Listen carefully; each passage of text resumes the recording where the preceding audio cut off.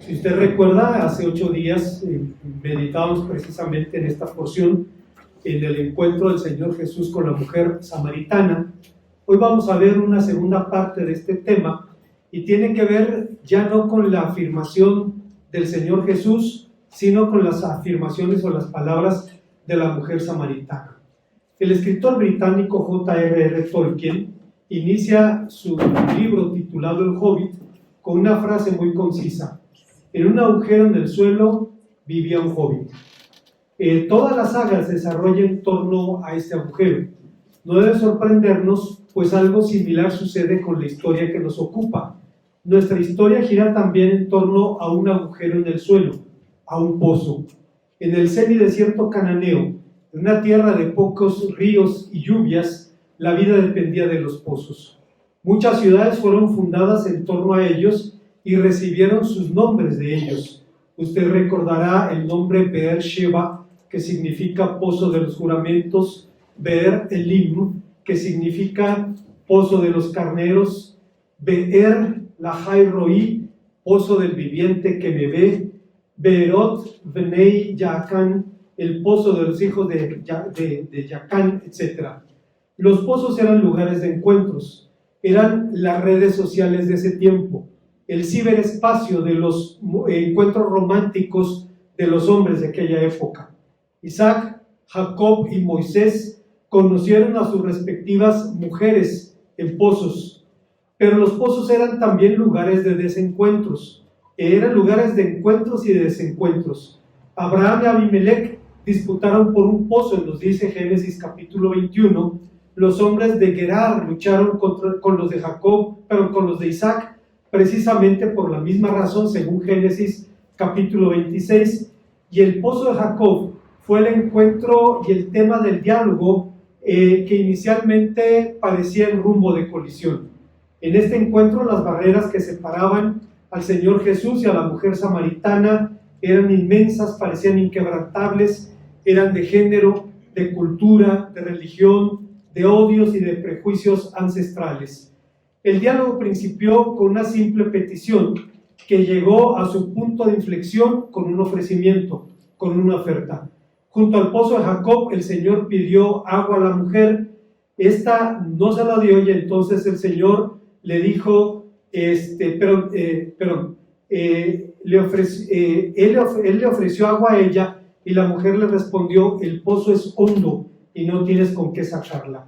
La objeción de esta mujer fue producto de una ignorancia congénita, una ignorancia irredenta de la que participamos todos los seres humanos. No era un asunto de que la mujer fuera samaritana, es una realidad en todos los hijos de Adán, una ignorancia que se basa en 3 realidades. Veamos cuáles son. En primer lugar, el texto nos habla de que es una realidad que se basa en el desconocimiento de Cristo. Haciendo un poco de historia, debemos recordar que la relación entre judíos y samaritanos nunca ha sido cordial. Sin embargo, en los últimos años las cosas han empezado a cambiar. Dado el callejón genético en el que se encuentran los samaritanos por la endogamia, ahora han empezado a formar familias con mujeres judías. Los samaritanos son descendientes de los judíos pobres que fueron dejados en Israel tras la cautividad asiria y extranjeros que fueron traídos a repoblar el país. En tiempos de Nehemías, los samaritanos ofrecieron su ayuda para reedificar el templo de Jerusalén. Después se opusieron a la construcción del mismo templo, pero los judíos llevaron el conflicto a otro nivel. Cuando los samaritanos construyeron su propio templo, los judíos no se opusieron, lo destruyeron, fueron más allá. Y fue como arrojar gasolina a la lumbre. En un momento, los samaritanos se vengaron arrojando huesos de muertos al atrio del templo de Jerusalén, profanándolo o contaminándolo de esa manera. El conflicto escaló hasta el punto en que el apócrifo libro de Sirásida, entre comillas, sube a Dios al ring y pone palabras en su boca diciendo: hay 2 naciones que mi alma detesta y una tercera que ni siquiera es nación, los habitantes de la montaña de Seir, los filisteos y el pueblo necio, que mora en Siquem. Esto está en Sirásida, capítulo 50, versículo 25. Actualmente los samaritanos no la pasan bien. Son un grupo de menos de 1000 personas y están bajo constante amenaza. Joseph Cohen, un samaritano sobreviviente a un ataque terrorista, dijo recientemente: los palestinos saben que vivimos con los árabes, pero saben que somos judíos. Los judíos saben que hablamos árabe y piensan que somos árabes. Tenemos un gran problema: estamos en medio de dos fuegos. Son desconocidos tanto por los palestinos que hablan árabe como los samaritanos, pero saben que los samaritanos son judíos. Los judíos saben que los samaritanos hablan árabe y para ellos son árabes y se encuentran exactamente en medio de dos fuegos. En tiempos del Nuevo Testamento, uno de los peores insultos que podía decirse a un judío era decirle samaritano en su cara. Y usted recordará que los adversarios del Señor Jesús en Juan capítulo 8, versículo 48, dijeron: ¿no decimos que eres samaritano y tienes demonio? Estaban insultándolo de la peor manera posible. Pero en su ministerio de enseñanzas, el maestro mostró una abierta simpatía hacia este pueblo. En la parábola del buen samaritano, compara favorablemente a un samaritano con la aristocracia religiosa judía. Usted recordará que dice Lucas capítulo 10, versículos 25 al 37, que un hombre fue asaltado en el camino entre Jericó y Jerusalén. Entre paréntesis, hermanos, en tiempos de San Jerónimo, un hombre el que tradujo la Vulgata Latina, él vivió en Palestina para aprender la lengua del Antiguo Testamento y decía que en ese camino hay un lugar que le llaman la Cuesta Bermeja o la Cuesta de Sangre, porque los asaltantes se ocultaban en el paisaje y de pronto caían sobre sus víctimas, generalmente dejando a alguno malherido en el camino para que si alguien se acercaba a prestarle ayuda, pues era una presta todavía mucho más fácil. Esta era la situación.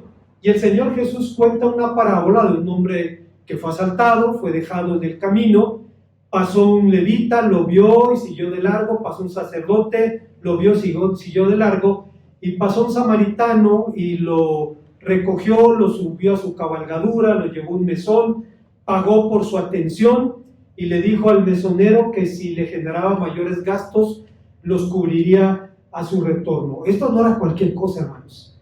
El Señor estaba comparando a un samaritano con la aristocracia religiosa judía y lo comparaba favorablemente para el samaritano. Pero regresando a nuestro relato, el texto dice, como señalábamos hace 8 días, que al Señor Jesús le era necesario pasar por Samaria. Una vez más, estrictamente hablando, no era necesario pasar por Samaria para ir de Judea a Galilea. Había 3 caminos, ya lo hemos dicho. El camino más largo estaba en ir de Galilea a la costa del Mediterráneo, bajar por el territorio filisteo hasta la altura de Judea y cruzar de allí directamente sin tener contacto con los samaritanos. La otra era caminar en la dirección contraria, cruzar el río Jordán, atravesar el territorio de Perea hasta llegar a la frontera con Judea y entrar al territorio de Judea sin tener contacto con los samaritanos. Solo en caso de urgencia o de pocos escrúpulos religiosos, un judío haría el camino atravesando Samaria. Había más de un camino para evitar incomodidades innecesarias, pero la necesidad del Señor Jesús era de otra naturaleza, era de orden espiritual, necesitaba hablar con esa mujer. El relato principia con el descenso del maestro, quien llega al pozo de Jacob, cansado, se sienta allí. Es interesante, hermano, recordar que en el Evangelio de Juan, el Señor Jesús se cansa, tiene sed, tiene hambre, sangra, sufre, y no es una casualidad que sea tan explícito en estas situaciones porque Juan está argumentando la encarnación del Señor. Hermanos, en tiempo de Juan el gnosticismo decía, bueno, que lo espiritual era infinitamente superior y que Dios no podía hacerse hombre. Y Juan nos muestra allí que el Señor Jesús era Dios y hombre verdadero. Y aquí lo vemos sentado en el pozo de Jacob, en la ciudad de Sicar, fatigado, y con su enorme creatividad, Carlos Spurgeon imaginaba el siguiente cuadro. Decía, me parece que el agua hubiera estado feliz de saltar fuera del pozo para refrescar los labios de su creador. Dice, este pozo habría sido honrado en derramar súbitamente todo su fresco líquido para que él bebiera y quedara satisfecho, pero el Señor Jesús nunca obró un milagro en su propio consuelo. Su poder milagroso debía ser usado en beneficio de otros en su grandiosa obra, así que detiene su mano para no satisfacer su propia necesidad y pide a la mujer que le dé de beber. Una vez que el maestro y la mujer empezaron a hablar, el diálogo se desarrolló en dos niveles diferentes. Parecía un diálogo de sordos. Parecía que cada uno hablaba su propia lengua, mientras el maestro hablaba del agua viva, hablaba de la gracia, la mujer hablaba del agua del pozo. El Señor le decía que podía darle un agua que le quitara su sed para siempre, y ella respondía, el pozo es hondo y no tienes con qué sacarla. Hasta cierto punto era comprensible que la samaritana pensara así de este desconocido, aunque toda la historia transcurrió rápidamente. Si acaso estarían juntos, si acaso 1 o 2 horas entre el primer diálogo y el momento en que la mujer regresa acompañada con los hombres de Sicar. Pero hay circunstancias en las que, como ella, decimos, si no con los labios, sí con el corazón, que el pozo es hondo. Podemos decir, mi crisis económica es demasiado difícil, esta es una enfermedad incurable, es imposible que mi esposo o mi marido cambien, etc. Estas circunstancias son el marco ideal para que como Job podamos pasar de oír de oídas a Dios para verle verdaderamente, ver su poder y ver su obra, como dice Job capítulo 45 versículo 5, de oídas te había oído, mas ahora que mis ojos te ven, me arrepiento y me avergüenzo en polvo y ceniza, para entender que el pozo no es demasiado hondo para él. Hay una segunda enseñanza que encontramos en este pasaje. La mujer presenta una objeción, el pozo es hondo, partiendo de la realidad de su desconocimiento del poder de Cristo. Si la samaritana no conocía al Señor Jesús, mucho menos conocía su poder.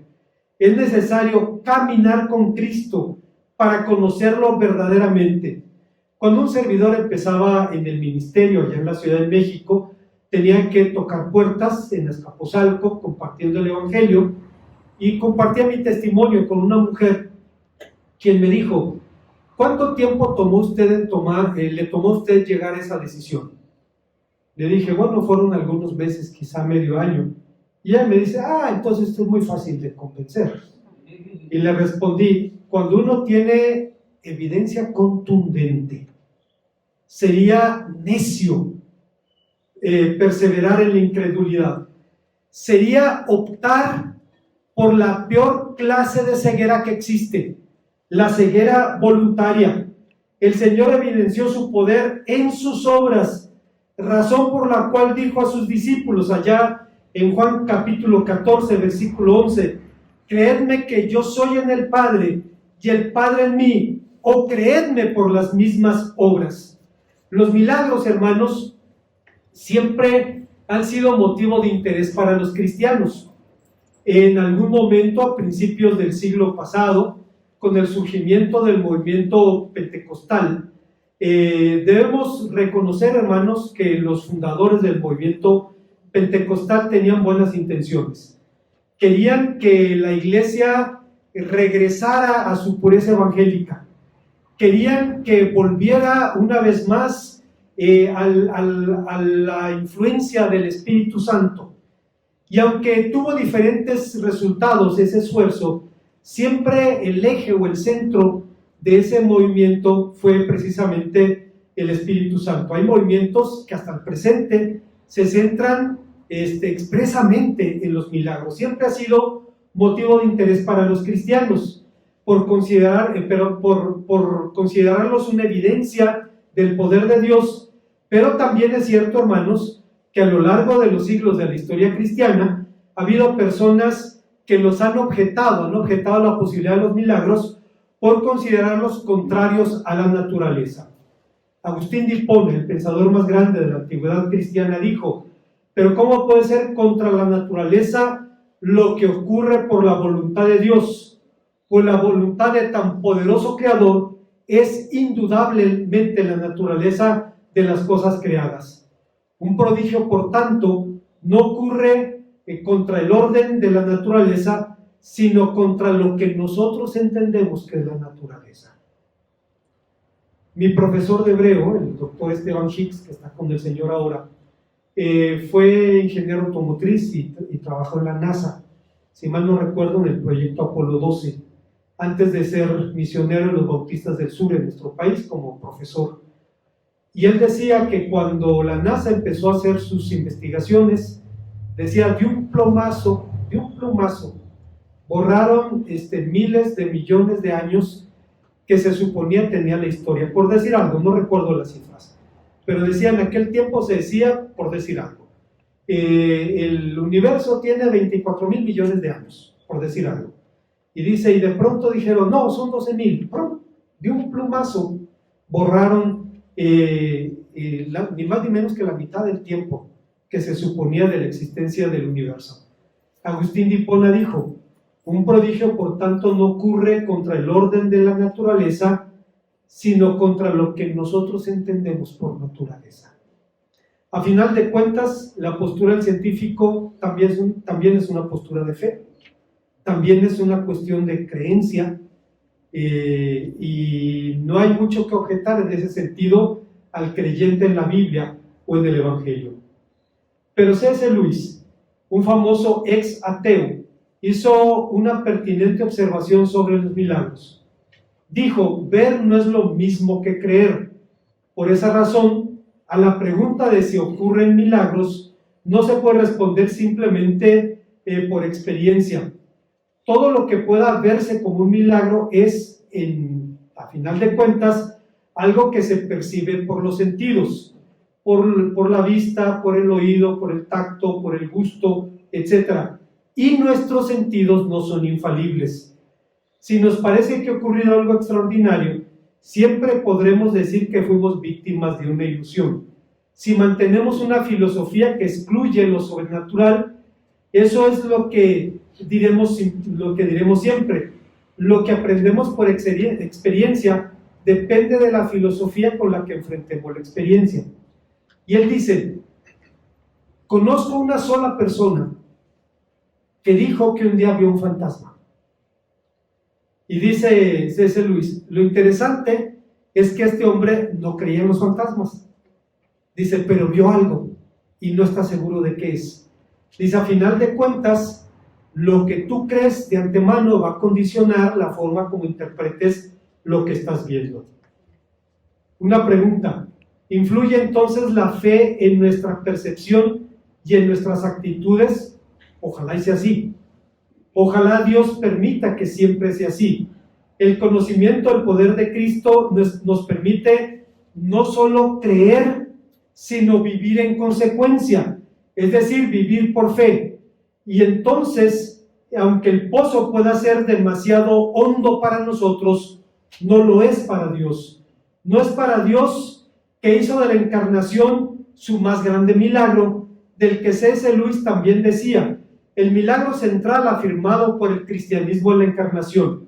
La afirmación es que Dios se hizo hombre. Cada milagro es una preparación de o lo señala, o es una consecuencia. Al igual que cada acontecimiento natural, es una manifestación del carácter total de la naturaleza en un determinado lugar y momento.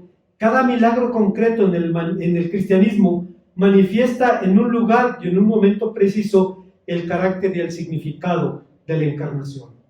El Evangelio de Juan da fe de los hechos poderosos del Maestro, pero estos son signos, son señales que apuntan no solo al hecho milagroso mismo, que era real, eso no lo estamos cuestionando, sino apuntaba todavía más allá. Hablaba del milagro y hablaba de un propósito más allá en el que Dios se da a conocer. Tomás Aquino decía que dos aspectos pueden ser considerados en los milagros. Uno es lo que ocurre, esto es algo que sobrepasa las facultades de la naturaleza, y en ese sentido los milagros son llamados virtudes o actos de poder.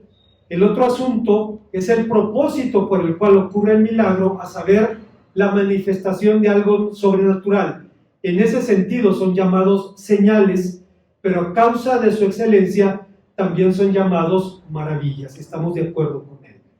En el Evangelio de Juan, cada milagro apunta a algún aspecto del carácter o de la identidad mesiánica del Señor Jesús, de su misión, la revelación que trajo al mundo, la salvación que ha posibilitado.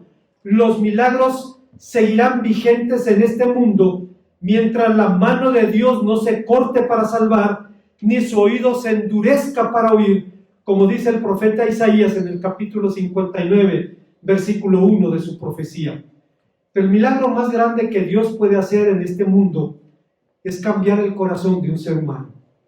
Si no lo cree, piense detenidamente en que el Señor multiplicó los peces y los panes, pero la multitud solo lo seguía para llenarse el vientre.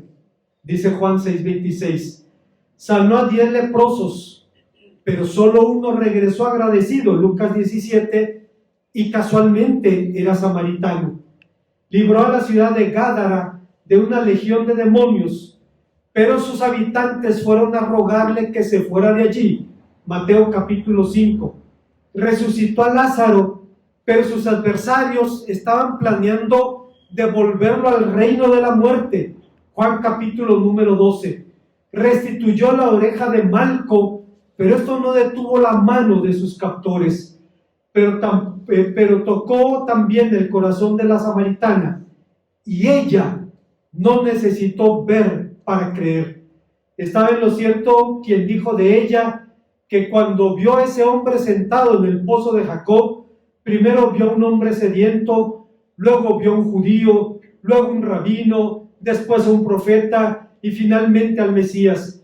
Intentó sacar lo mejor del hombre sediento, mostró su desprecio al judío, molestó al rabino con preguntas, se dejó conquistar por el profeta y terminó adorando a Cristo.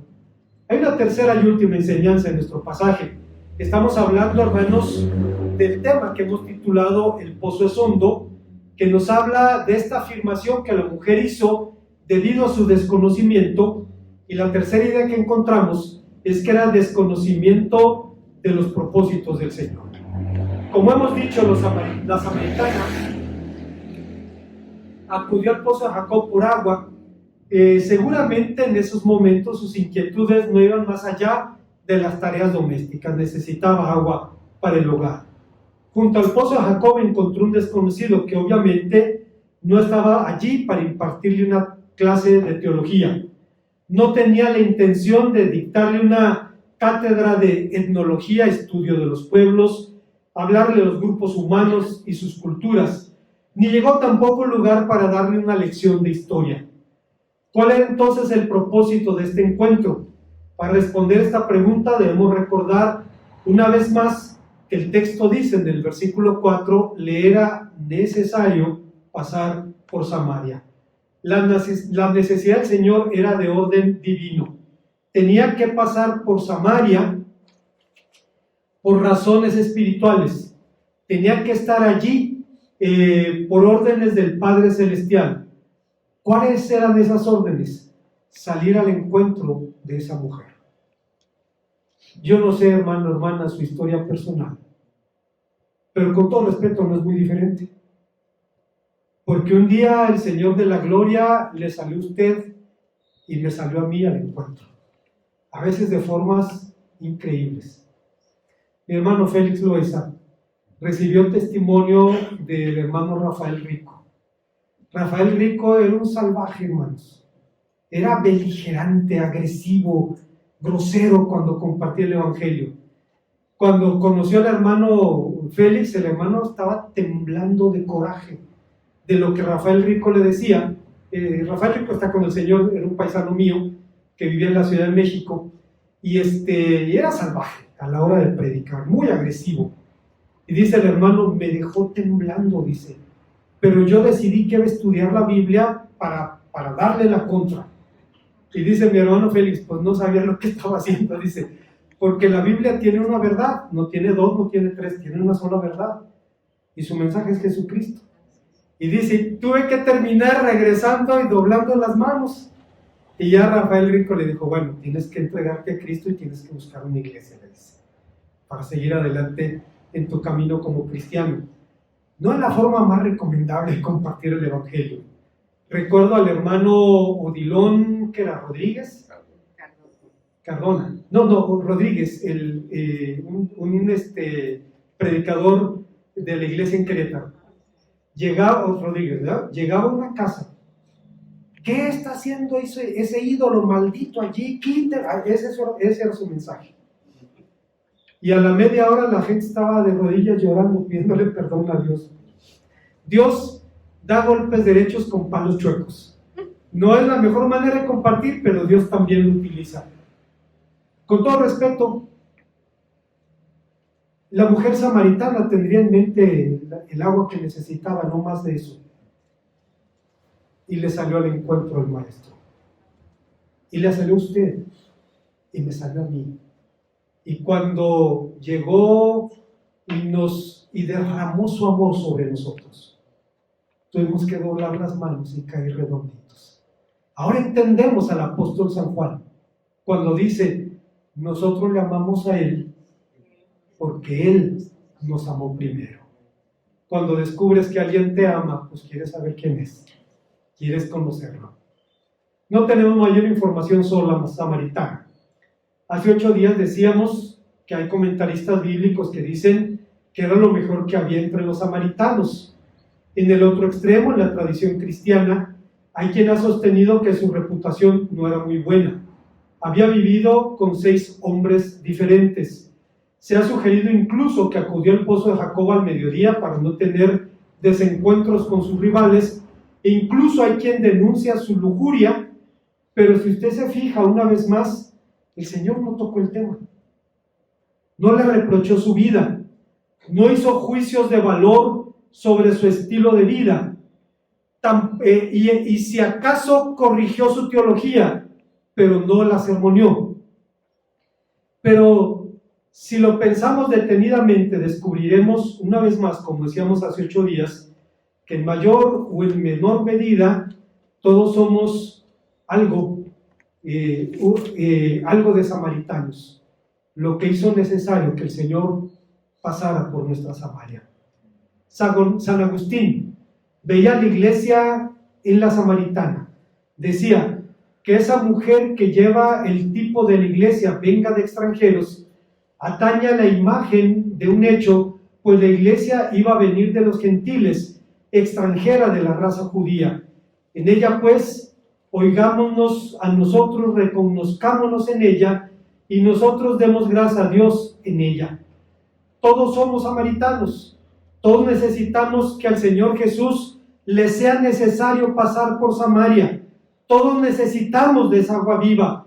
El abismo no es demasiado grande para el Señor Jesús como para arrojarse en él. Fue la razón por la que el credo nos recuerda que por nosotros los hombres y por nuestra salvación bajó del cielo y se hizo hombre. Si el gran milagro de Dios es la encarnación, entonces podemos estar seguros que ningún pozo es demasiado hondo para Él, que el que no escatimó ni a su propio Hijo, sino que le entregó por todos nosotros, ¿cómo no nos dará también con Él todas las cosas? Dice San Pablo en Romanos capítulo 8, versículo 32.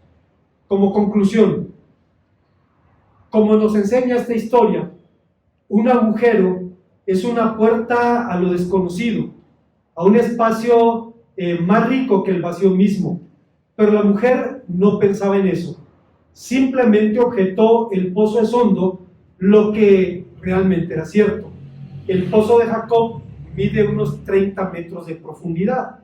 Estamos hablando de la altura de un edificio de 10 pisos, no es cualquier cosa. Y por eso dijo, el pozo es hondo, no tienes una cuerda, no tienes con qué sacarla, de donde tienes el agua viva. Pero ella desconocía con quién hablaba, ignoraba también la profundidad de sus palabras. En la boca de la mujer hablaba la ignorancia, esa oscura ignorancia, esa congénita ignorancia que es propia de los hijos de Adán. Es eso, por nosotros mismos no somos mejores que ella. Nadie puede conocer al Señor, ni conocer su poder, ni conocer sus propósitos, si el Señor no se da a conocer. Trágicamente, hay quienes creen que la ignorancia es una gran bendición. Incluso, hermanos, ahora hay dos psicólogos que recibieron el premio Nobel porque diagnosticaron una patología que podríamos llamar el síndrome del burro sabio.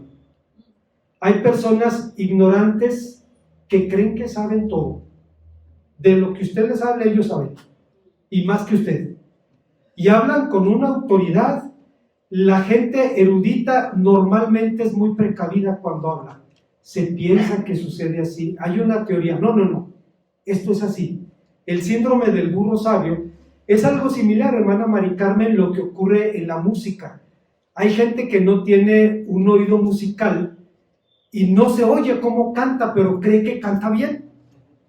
¿Por qué? Porque no tiene la capacidad de oírse. Y perdón por la expresión, le echa todo el galillo. Y a veces los directores de coro tienen que decirle, vamos a bajarle, y de una manera muy amable tratan de equilibrar, porque la persona no tiene la capacidad de escucharse a ella misma. Hay personas que piensan, hermanos, que la ignorancia puede ser una bendición. La mujer simplemente objetó porque desconocía con quién hablaba y la profundidad de sus palabras. La ignorancia, hermanos, es cierto, puede ahorrarnos dolores insospechados. Todavía hay quien dice: el que nada sabe, nada teme. Pero hay un gran abismo en el corazón de los mortales que simplemente no podemos ignorar. Existe en cada hijo de Adán, en cada hija de Eva, un gran vacío que nada ni nadie puede llenar. Cada cual intenta llenarlo con aquello que piensa puede llevarlo a la verdadera felicidad. C.S. Lewis decía: somos criaturas endebles, nos divertimos con la bebida, el sexo, la ambición, e ignoramos el goce infinito que se nos ofrece. Como niños ignorantes empeñados en hacer pasteles de lodo en un charco, por nuestra incapacidad de imaginar lo que es pasar un día en la playa, nos contentamos con muy poco. Y Blas Pascal, en la misma línea de pensamiento, hablaba de ese vacío en el corazón del hombre cuando decía: hubo una vez en el hombre una verdadera felicidad, de la que ahora solo queda huella y marca vacía, que en vano intenta llenar el hombre, buscando en las cosas ausentes la ayuda que no obtiene de las cosas presentes. Pero no encuentra nada adecuado, porque este abismo absoluto e infinito solo puede llenarse con algo absoluto e infinito, solo puede llenarse con Dios. La samaritana descubrió que solo el agua viva podía apagar su sed, que solo Cristo podía llenar el corazón de su vacío, el vacío de su corazón.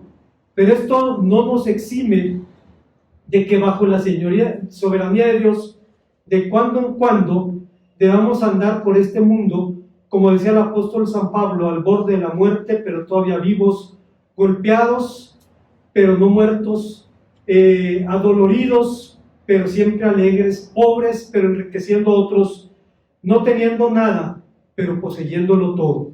1 Corintios 6, del 9 al 10. Así que termino con dos preguntas. ¿Está usted o ha estado a usted alguna vez en el pozo de la desesperación? Este pozo es demasiado hondo para usted.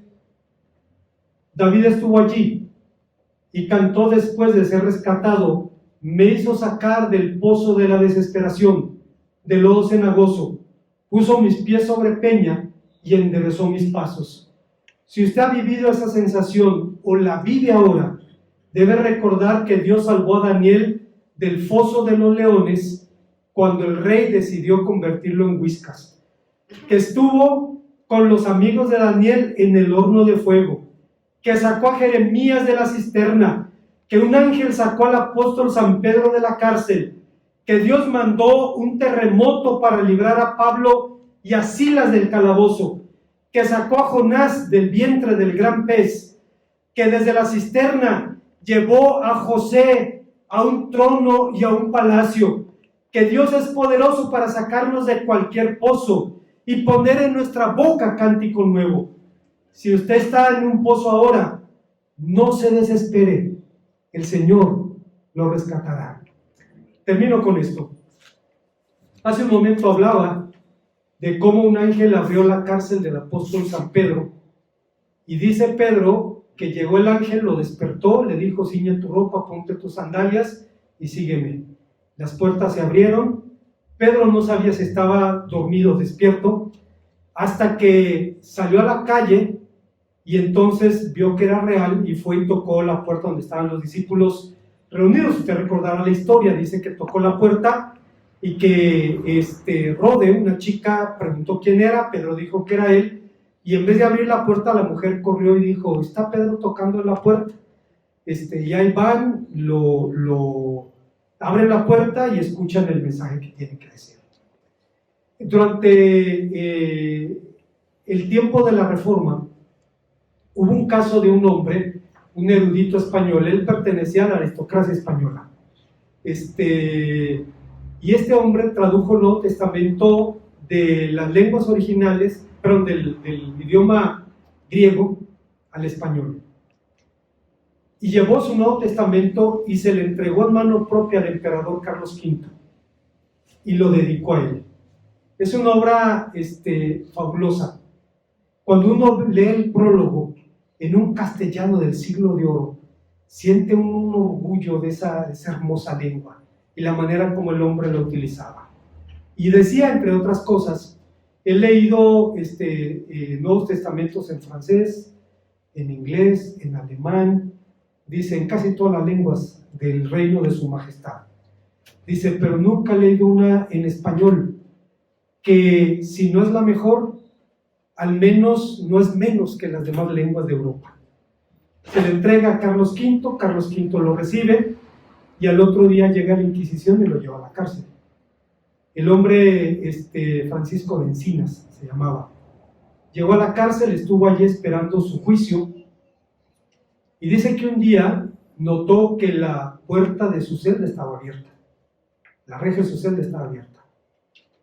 Le empujó, salió de la celda, la siguiente reja estaba abierta, le empujó, dice, se moría de miedo, llegó a la reja de la calle, le empujó y salió de allí. Nadie lo detuvo. Y entonces decidió ir a otra ciudad, tomó una diligencia y se encontró con un hidalgo español que viajaba allí, un hombre educado, fino. Empezó a platicar con él y se hicieron grandes amigos, simpatizaron de inmediato, platicaron de todo. Cuando llegó al lugar donde lo estaban esperando los hermanos, Francisco de Encinas bajó y los hermanos le dicen, ¿sabes con quién has estado viajando? Dice, es Luis Sol, el secretario del rey, que viene a ejecutar tu pena de muerte, viene a quemarte vivo. Y dice, bueno, se tuvo que ocultarse. Y decía Francisco Encinas, lo más fabuloso es que había gente que le preguntaba, estaba en Suiza, ¿usted es español? Sí. ¿No ha escuchado la historia de un español que estaba preso por herejía, al que la Virgen le abrió la cárcel y lo liberó, y ahora el hombre es un católico piadoso? Y decía Francisco Encinas, me estaban contando mi propia historia, pero ahora con añadiduras. Lo que quiero decir, hermanos, es que el Dios que sacó a Pedro de allí, sacó a Francisco de Encinas allí, y aunque el pozo sea demasiado hondo, puede sacarlo usted y puede sacarme a mí. Oremos al Señor. Gracias, Padre Santo, una vez más, porque nos permites venir a tu palabra y ver que el pozo no es hondo para ti. Bendito seas por esto, en Cristo Jesús.